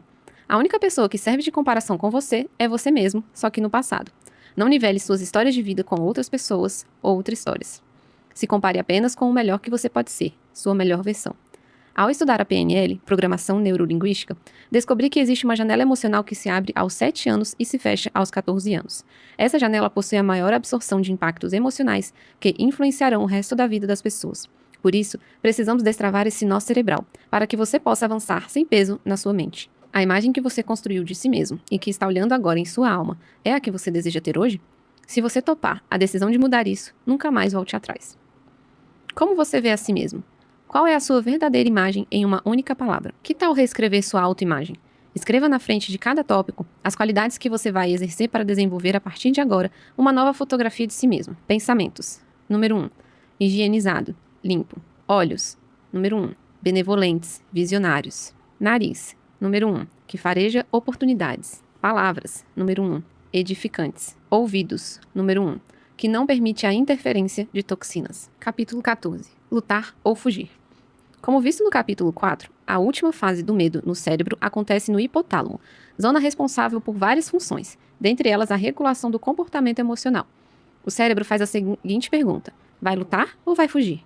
A reação de lutar ou fugir, também conhecida como estresse agudo, foi descrita pelo fisiologista Walter Bradford em 1927. Em sua teoria, Bradford diz que os animais, sim, você é um animal racional, reagem às ameaças com uma descarga energética comum do sistema nervoso, fazendo com que você permaneça e lute ou fuja para se defender. As consequências corporais podem ser aceleração de batimentos cardíacos, dilatar as passagens dos brônquios, constringir os vasos sanguíneos, aumentar as contrações, peristaltismo, do esôfago, dilatação da pupila, aumento da adrenalina, transpiração, aumento da pressão sanguínea, dentre outros. Se você fugir, o estoque do medo acumulado dentro de você aumenta assustadoramente e com ele as consequências corporais, além de imprimir ainda mais força a esse medo que aparentemente pode ser uma fantasia. O medo é como um monstro que se alimenta de si mesmo. Ou seja, quando você sente medo e não o enfrenta, o alimenta para que ele continue crescendo dentro de você. Se você lutar, não se preocupe com o resultado. Apenas saiba que o estoque não crescerá mais. O enfrentamento sempre gerará maturidade na situação e você acabará ganhando robustez no assunto que antes parecia um gigante. Se você vencer a luta, o estoque do medo diminuirá no seu cérebro e cada vez mais você ganhará domínio sobre o assunto, podendo enfrentar outros desafios cada vez maiores. Enfrentar o medo é um processo e tem suas fases, seu tempo e seu método. Você precisa criar uma estratégia pessoal para lidar com o medo e alcançar o seu objetivo. Já pensou em questionar-se? É necessário uma reflexão sobre os seus medos. Pergunte a si mesmo: o que eu realmente temo? Escreva abaixo todas as respostas que vierem à sua mente. Alguns medos parecem razoáveis e outros são irracionais e muitas vezes possuem motivações que você mesmo desconhece, mas todos provocam em você reações instintivas sem que você avalie as consequências. Um dos passos mais importantes é conhecer os seus medos, por isso você precisou escrevê-los. Não se pode lutar contra aquilo que não se conhece. Encare seus medos proativamente. Busque na sua memória a primeira vez que você sentiu medo. Investigue a origem do seu medo, porque geralmente está associada à falta de informação. Se você, por exemplo, tem medo de andar de avião, estude sobre o assunto e veja as estatísticas de quantos aviões caíram até hoje, em comparação aos acidentes ocorridos com outros meios de transporte, por exemplo. Informe-se. Isso poderá libertar você. O medo faz você se sentir impotente e miserável. Na verdade, o medo te faz esquecer tudo o que você é capaz de enfrentar. O medo funciona como um verme que corrói você por dentro, te paralisa e te torna incapaz de agir. Tudo sem você perceber. Por esse motivo, é importantíssimo que você mude sua perspectiva e comece a refletir sobre tudo o que você enfrenta diariamente e que exija virtudes de você. Aprenda a reconhecer suas habilidades e virtudes. Valorize suas atitudes positivas e comemore seus sucessos, ainda que pareçam pequenos. Se você não começar a comemorar suas pequenas vitórias esperando pelas grandes, quando elas chegarem, você desejará maiores e nunca ficará feliz por desempenhar um bom trabalho. Outro ponto importantíssimo é o poder da visualização. Tenho experimentado desse recurso e colhido os frutos de uma vida, sem gasto de energia desnecessário e, ao contrário, focado em algo que gera resultado real. Seu crescimento estará muito relacionado a isso. Aquilo que você não visualiza, possivelmente não acontecerá, e se acontecer, demorará o dobro do tempo. Você está disposto a esperar muito por não usar um recurso disponível? Visualize como seria sua vida sem esse medo que te atormenta e te limita. Imagine como tudo seria diferente se você não sentisse tanto medo. Já pensou em quantas coisas você poderia fazer? Aproxime-se sempre que possível do que lhe causa temor. Por exemplo, se você tem medo de falar em público, aproxime-se dessa realidade. Vá a palestras e fique perto dos palestrantes. Procure se conectar a pessoas que dominam o assunto. Enfrente e vença o seu medo. Quando você tem medo de alguma coisa, a única coisa que você precisa mentalizar é: nunca, por motivo algum, ficarei passivo diante daquilo que me causa medo. Sempre o enfrentarei. Recuse-se ser a vítima do medo, o medo que tem que ter medo da gente. Capítulo 15. Controle mental absoluto. Assim como motores de carros de corrida, o seu cérebro precisa de ajustes finos para explodir em novos resultados. Uma forma de regulagem cerebral é estabilizar o foco temporal. Utilizar as energias em excesso com o passado e com o futuro o desconecta do agora. O ideal é que 10% esteja conectado no passado, 20% esteja conectado no futuro, 70% esteja conectado no agora. Como está a sua energia agora? X% no passado, X% no futuro, X% no agora. Se você conseguir operar com energia superior a 70% no agora, os seus resultados serão extraordinários. Você deseja isso? Se a resposta é sim, você precisa manter um guarda na porta da sua mente. Não permita que os eventos externos e circunstâncias afetem seu estado emocional. Você não acha que isso é possível? Me acompanhe na história a seguir. Certa vez, Jim Rohn, o mentor de Tony Robbins, disse a ele: todos os dias coloque um guarda na porta de sua mente. Vigie o seu café. Jim perguntou: se o seu pior inimigo colocar açúcar no seu café, como mesmo ficará? O Tony respondeu: ficará doce. E se seu melhor amigo colocar toxina, veneno no seu café? Perguntou novamente Jim, ao que Tony respondeu: eu morreria. Jim encerrou: por isso você deve colocar esse guarda, pois a forma com que você cuida do seu café é a mesma forma com que você toma conta da sua vida. Eu chamo isso de bloqueio do bem, ou blindagem cerebral. Você verdadeiramente é o que pensa, o que você realmente acredita ser. Por isso, deve levantar uma lista poderosa de inimigos que serão as suas barreiras cerebrais que protegerão todos os seus propósitos. Uma das frases mais poderosas que já li em toda a minha vida é: uma pessoa que possui controle mental absoluto, total, não é alienada a nada. Esse controle absoluto se dá pela habilidade emocional de lidar com os próprios sentimentos, se adaptar às situações e expressar o que pensa de forma saudável, tanto para si mesmo quanto para o grupo. Quando você detém o controle de quem é, de onde quer chegar e sabe qual a sua real identidade, nada e nem ninguém poderá te impedir de alcançar tudo o que você deseja. Aliás, tudo o que já é seu, apenas para te atrapalhar. Pode ser? Faça agora uma lista de 10 bloqueios do bem ou de blindagem cerebral que você utilizará a partir de agora. Capítulo 16. Modelagem inspiradora. O melhor método de aprendizagem da história é a modelagem. Modelagem é quando você observa algo que é interessante em alguém e normalmente você não tem, e então você decifra a pessoa, observa os comportamentos e imprime em sua realidade com sua identidade e características próprias. Tem um vídeo no YouTube com o Victor Azevedo em que falamos sobre as peças de Lego que cada pessoa tem. Mas para montar um brinquedo, talvez eu tenha uma peça repetida e preciso trocar com o meu próximo. Modelagem é isso, pegar a peça de Lego do outro ou trocá-la como você preferir. Modelagem não é cópia, é uma forma de aprendizagem social desenvolvida por Albert Bandura, que diz que um comportamento pode ser aprendido com base na observação e modelação. É observando e modelando que as crianças aprendem a falar e a brincar, por exemplo. Bandura trouxe a ideia de que as pessoas podem aprender tanto diretamente quanto indiretamente. Supondo que um colaborador de uma empresa ganhe um prêmio pelo seu desempenho profissional. Esse comportamento será reforçado pelo próprio colaborador, a fim de que, no futuro, ele possa novamente ser reconhecido pelo seu excepcional trabalho. Seus colegas de trabalho, caso desejem crescer e modelá-lo, tenderão a proceder como ele, pois viram que o bom desempenho dele gerou frutos e foi apreciado. Isso significa que modelar o comportamento do colaborador reconhecido é uma forma de aprendizagem social. Você pode, por exemplo, modelar lendo livros como este. Perceba que durante todo o meu livro compartilho das minhas histórias, das minhas perspectivas e de coisas que têm feito muito sentido para mim. Sendo assim, você que deseja me modelar e pegar a sua peça de Lego que está comigo, mas não pode se conectar pessoalmente a mim, poderá fazer isso lendo meus livros, vendo meus vídeos ou quem sabe até fazendo meus cursos online. Qual a sua desculpa para não modelar e aprender com quem você deseja? Durante minha vida, tenho modelado pessoas e absorvido o comportamento que não tenho, mas que vejo que elas têm. Por isso, tenho os meus principais mentores. Pessoas que tenho modelado para desenvolver áreas em mim com as quais a princípio não tenho facilidade ou habilidade natural. Vou compartilhar com vocês quem são as pessoas que me inspiram e que modelo em algumas áreas da vida. Número 1. Aloysio Silva, Sabedoria e Riqueza. Número 2. Paul Washer, Intensidade e Paixão. Número 3. Juliano Marçal, Constância e Leitura. Número 4. Karen Zelix, Capitalização e Relatórios. Número 5. Alexander Rodrigues, Nobreza e Respeito. Número 6. Eduardo Rodovalho, Amor e Ativação. Número 7. Daniel Goleman, Gestão das Emoções. Número 8. Napoleão Hill, Liberdade e Mastermind. Número 9. Divino Carvalho, Generosidade e Humildade. Número 10. Augusto Miranda, Despertamento e Inspiração. E você, tem as 10 pessoas reais que você modela, que te inspiram a melhorar e avançar em alguma área em que você precisa crescer? Lembre-se que o maior boicote que você pode cometer contra si mesmo é andar sozinho. Esta é a pior forma de obter resultados. Estudos na Universidade de Buffalo, em Nova York, comprovam que isolar-se do convívio social por um período prolongado para provocar alterações cerebrais que levam a mais isolamento. Isso significa que, quanto mais tempo você caminhar sozinho, mais desejo de permanecer só você terá. O maior problema disso é que o ser humano é um ser relacional. Fomos criados para estabelecer relacionamentos, ainda que muitos resistam. O arquiteto do universo, quando fez você, tinha um único objetivo: relacionamento íntimo, uma verdadeira amizade. Era isso que ele queria estabelecer com você desde o momento em que ele construiu todas as coisas e te deu domínio sobre elas. Aquele que se isola vai contra a sabedoria do próprio Criador e anula todas as possibilidades em sua volta. Se você ainda não tem essas pessoas, procure-as. Não se esqueça, relacionar-se é se envolver com aquilo que Deus realmente te ama, pessoas. Se você não está se relacionando, está indo contra a vontade do Criador para você. Você precisa entender a grandiosidade que está em saber se relacionar com as pessoas e levar a elas algo que você tem e receber delas algo que somente elas possuem. Pense na qualidade das pessoas que você precisa modelar para alcançar resultados extraordinários e coloque o nome delas abaixo. Capítulo 17. O verdadeiro amor derrota o medo. Existem alguns autores que eu gosto de maneira especial. Um deles é Aldous Huxley. Acompanhe comigo o que ele diz a respeito do amor e do medo em O Macaco e a Essência. O amor elimina o medo, mas, reciprocamente, o medo elimina o amor. E não apenas o amor. O medo elimina a inteligência, elimina a bondade, elimina todo pensamento de beleza e verdade. E no instante, seu terror silencioso é transformado num frenesi tão violento quanto inútil.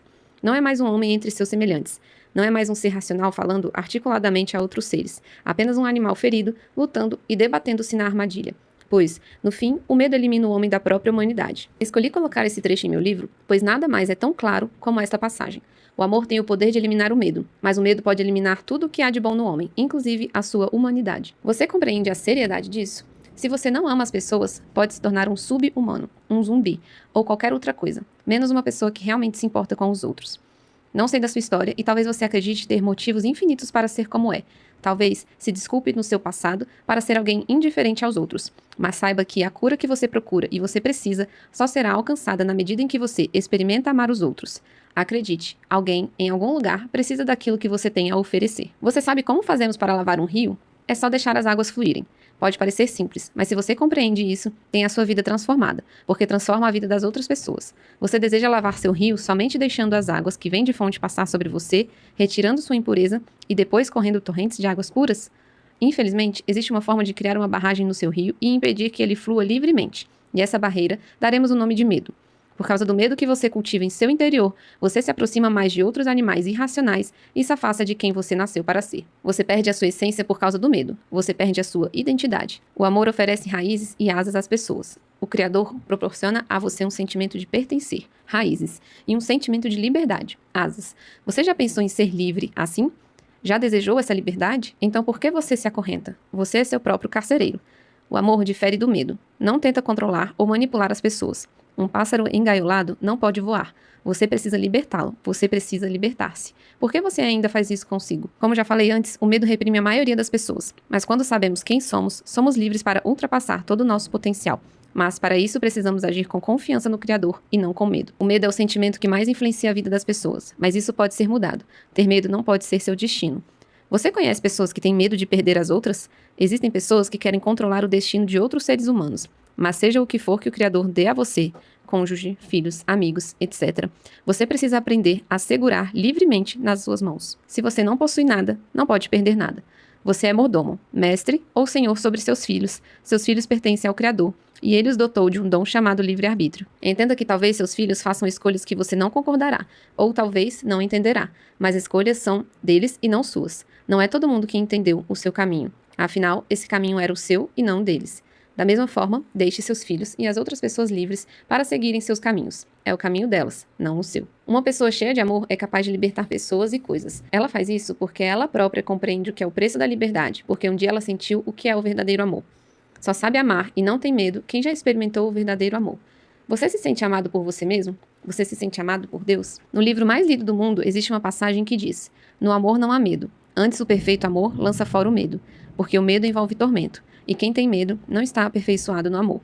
O medo quebra a confiança. É por isso que quem padece de medo vive atormentado, ao contrário de quem ama e se sente amado, verdadeiramente, pois estabelece um vínculo de confiança e amizade genuína com o Criador. Aperfeiçoar-se no amor é ter convicção e permanecer no amor do Criador. É ativar sua identidade de filho amado do Pai e entender que Ele ama você, porque Ele escolheu amar. Não foi o seu muito fazer, ou o seu fazer perfeito, que o convenceu. Ele te ama e quer ser seu amigo porque essa é a natureza dele. Pare agora onde você está, feche seus olhos e respire bem fundo. Inspire pelo nariz e solte pela boca. Mais uma vez. Sinta esse amor e essa experiência inundar você. Sinta seu coração e a sua alma enchendo-se de confiança, de convicção desse amor. Permita que todo medo, toda insegurança, todo temor saia de dentro de você. O amor é liberdade. O Criador nos fez à imagem e semelhança dele.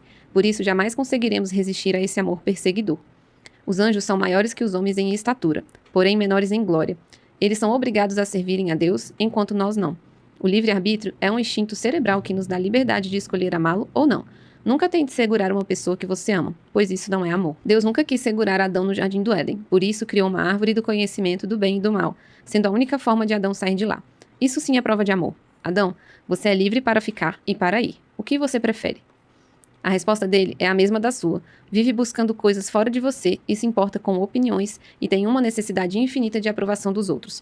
Inclusive sofre com esse impacto em sua vida agora. O mestre replantou um jardim dentro de você e escolheu morar aí. Por isso, o único caminho é para dentro. O medo te faz buscar fora o que você só encontrará dentro. Capítulo 18. Estado desejado. Hoje você se encontra de um jeito, em um estado mental, com determinadas atitudes, mas a grande questão é: você está satisfeito com os seus resultados? Com a vida que você tem levado? Se a resposta é não, você precisa traçar um caminho para sair de onde está até chegar no seu estado desejado.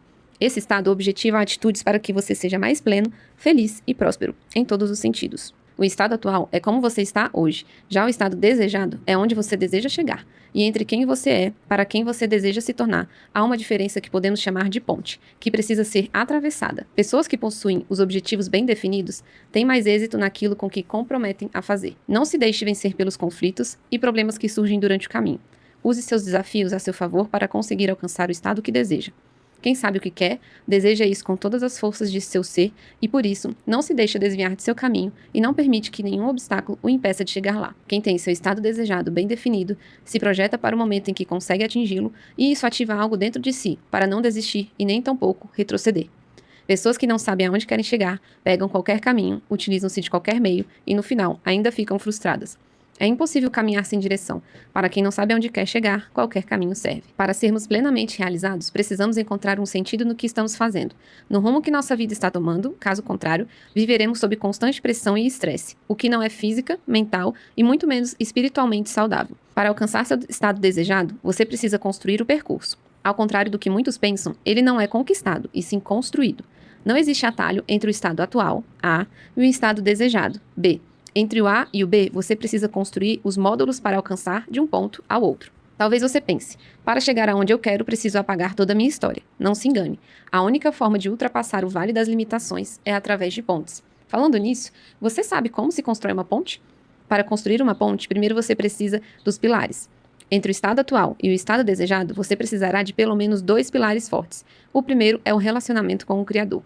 E, em segundo, relacionamento com pessoas que dominam o assunto. Você precisa compreender que a chave para o sucesso são os relacionamentos.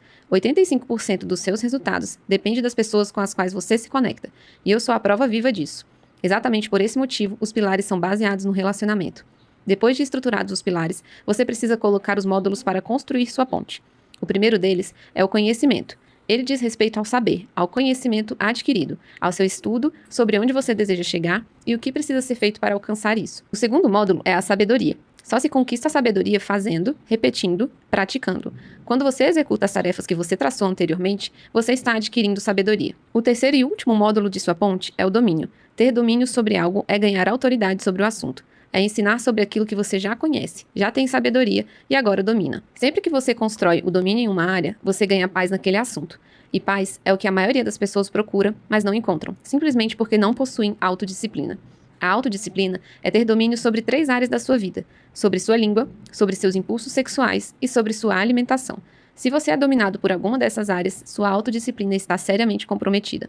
Como anda seu domínio sobre essas 3 áreas? Dê uma nota de 0 a 10 para cada uma delas e estabeleça uma tarefa prática e real para melhorar sua nota até o final deste livro. Controle da língua. Nota de 0 a 10. Tarefa. Controle dos impulsos sexuais. Nota de 0 a 10. Tarefa. Controle da alimentação. Nota de 0 a 10. Tarefa. Agora que você já aprendeu a controlar sua língua, seus impulsos e também sua alimentação, desenvolva a atividade abaixo com muito cuidado. Fique atento, pois você está prestes a alcançar tudo o que sempre desejou e o que você mais anseia, seu estado desejado. Mas para isso é necessário traçar alvos, ainda que pequenos e simples, para chegar aonde deseja. Tenha seus alvos claros e alcançáveis. Escreva 10 alvos que você alcançará brevemente para compor seu estado desejado. Capítulo 19. Antimedo. É um neologismo transformado por mim. Fui inspirado por Napoleon Hill em seu livro Mais Esperto que o Diabo e em Nassim Taleb no livro Antifrágil. Criei uma palestra com esse tema e pensei: as pessoas não irão sair de casa para assistir uma palestra dessas. Sabe o que aconteceu?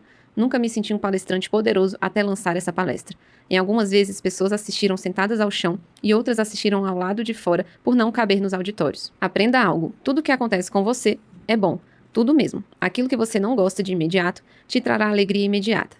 Produzirá fruto de justiça e amadurecimento. Tudo o que acontece com você é para aumentar a sua robustez e te fazer ir mais longe.